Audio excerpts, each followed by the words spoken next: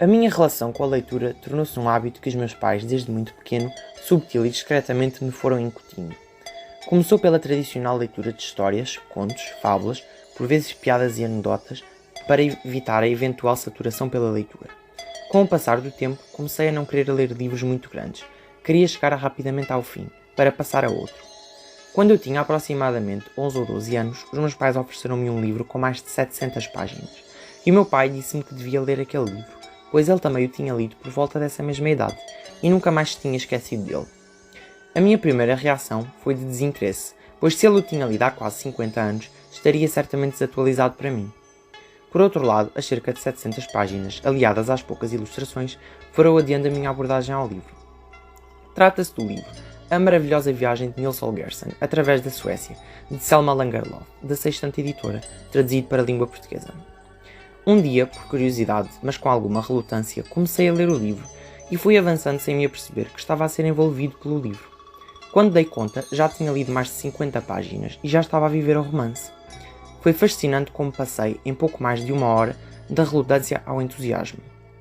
A autora deste livro era professora na Suécia, quando, um dia, um diretor de uma escola lhe propôs o desafio de escrever um livro para crianças das escolas primárias suecas, onde os alunos, através deste livro, pudessem aprender a história e a geografia sueca.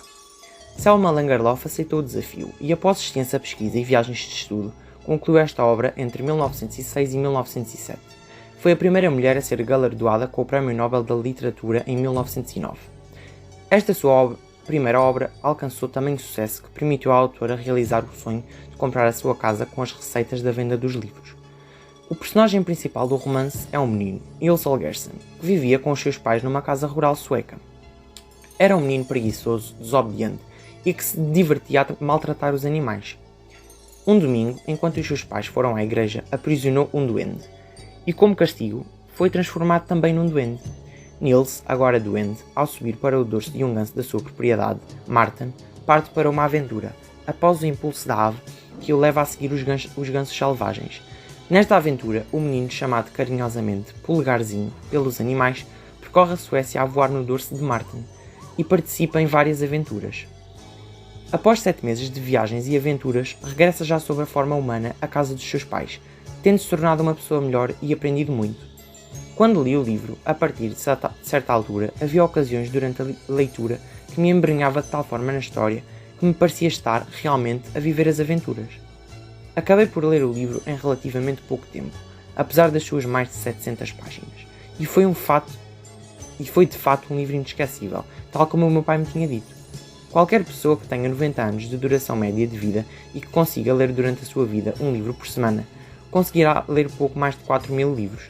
Torna-se assim importante saber selecionar os livros que mais nos interessam, na impossibilidade de poder ler muito mais do que isso. Os autores, os temas e a qualidade da escrita devem ser fundamentais para essa nossa seleção.